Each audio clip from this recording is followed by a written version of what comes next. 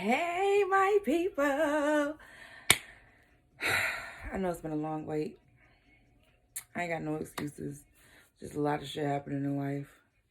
But I am back and I'm here to stay.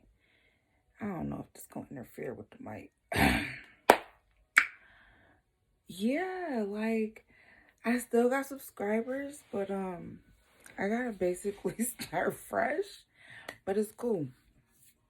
So the point of Isha Speaks is you send me your questions, you send me what you want to talk about, and I reply with my honest opinion. I don't have a degree in psychology or anything. It's just being able to talk to somebody that is unbiased. I'm going to give you my real opinion. And if I've had experience in the situation, I'm going to do that as well. I'm 100% honest in everything that I do, period. Like, and eventually, I'll have guests on and, it'll just grow. So just grow with me. So today's topic is gonna be how I almost died. Yeah. Still working on the anxiety part with that, but I feel like if I share my story, it'll help me. So as we all know, we're going through this pandemic, this quarantine, all of this stuff with the coronavirus, aka COVID-19. Yeah, I tested positive and was on life support and was in the hospital for 12 days. So I'm really thanking God that I'm still alive. I don't even know how to make a long story short with this one, but I'm going to give you my real experience from it. So, like, went to dinner at my brother's house. Everything was cool. We get the phone calls. Kids don't got school. I still had to work. We make arrangements for the kids, blah, blah, blah. So that whole week was cool. I mean, going to the movies, still going out to eat. Everything was still straight. You feel me? And maybe a week after that, started feeling sick. Now, my brother was already feeling sick. But again, this is before it was real to us as a people. So, he was doing Starbucks medicine balls or something. I don't know. But whatever. So I was fine. And then all of a sudden, I felt like maybe it was my asthma. I'm sneezing, my nose itchy, shit like that. Okay. Then my throat was sore. And people were like, oh, that's probably it. That's probably it. Now, I just did not feel like, just no. I was literally sick for about 4 days before I finally went to the hospital. Because I only had a fever once in the 4 days. I tried to take a bin down to the basement, like the Tupperware bins. So I dragged it down, literally could not breathe. So I'm like, dang, whatever. Let me go lay down. I done spent like $60 on medicine. I really just thought it was something. I've never had the flu before. So I thought it was the flu. Buying all of this stuff, none of it was working. Second day, I literally just walked up the stairs and couldn't breathe. I said, oh yeah, nah, it's time to go. So I drove myself to the hospital, which it ain't that far, so it wasn't that big of a deal. Drove myself to the hospital. From the parking lot to the door is literally not that far. By the time I got to the door, I felt like I was about to pass out. Check my temp high, I can't breathe, I'm coughing, blah, blah, blah. And it's so much to the backstory, it's a whole lot. Because I denied it. I just knew I ain't had no daggone corona. But they tested me. Of course, well, our results here in New York State, they weren't coming back immediately. Then it took 3 to 5 days. But because I couldn't breathe, they gave me an inhaler. They was doing all of this stuff. They admits me. Okay, cool.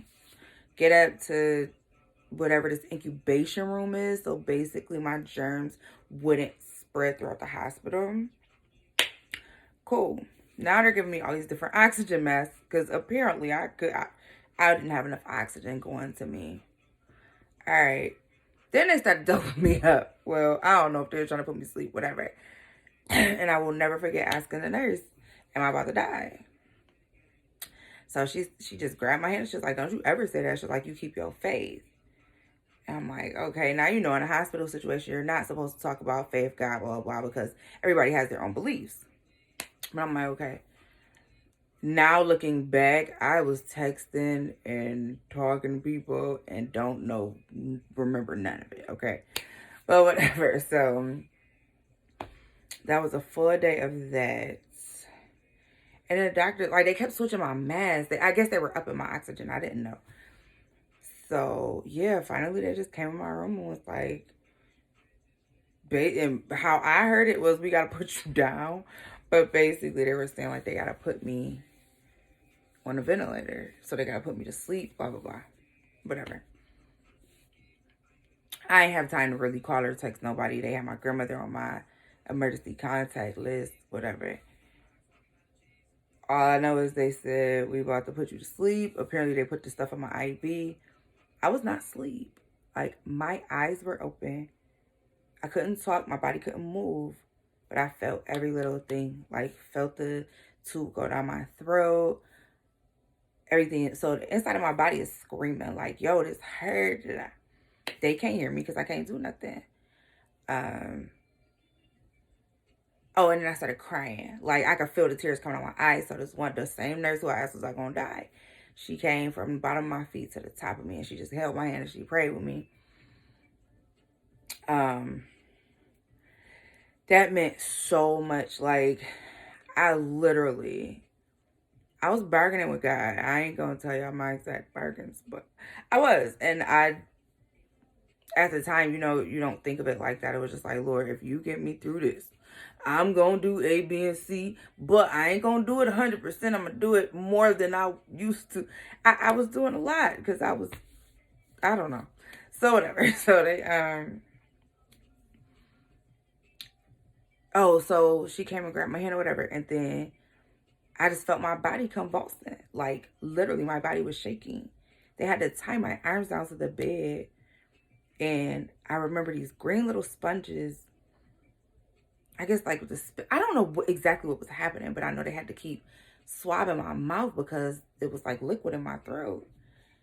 Then I heard them call code something, or she's coding something that basically said I was dying.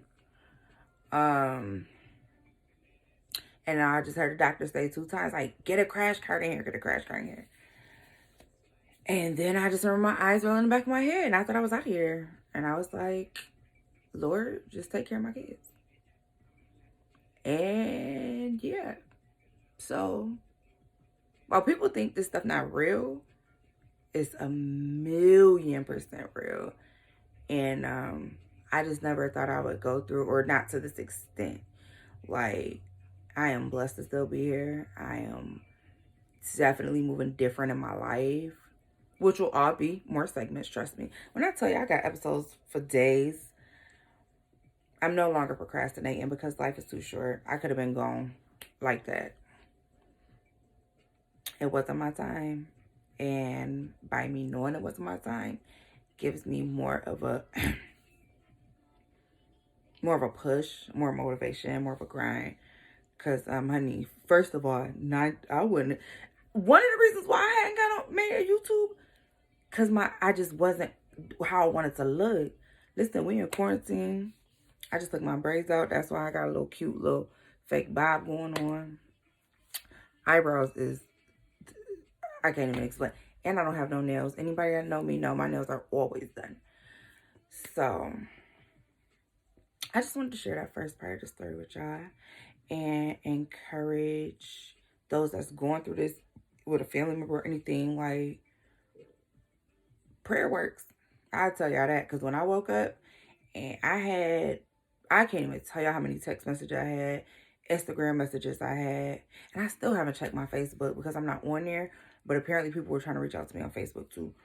The love was real, and I appreciate each and every person who thought of me, prayed over me and my children. I'm moving forward, but the point that I was trying to make, damn, I get sidetracked, y'all. Pray for it, literally. And I mean, if you don't believe in prayer, that's your thing.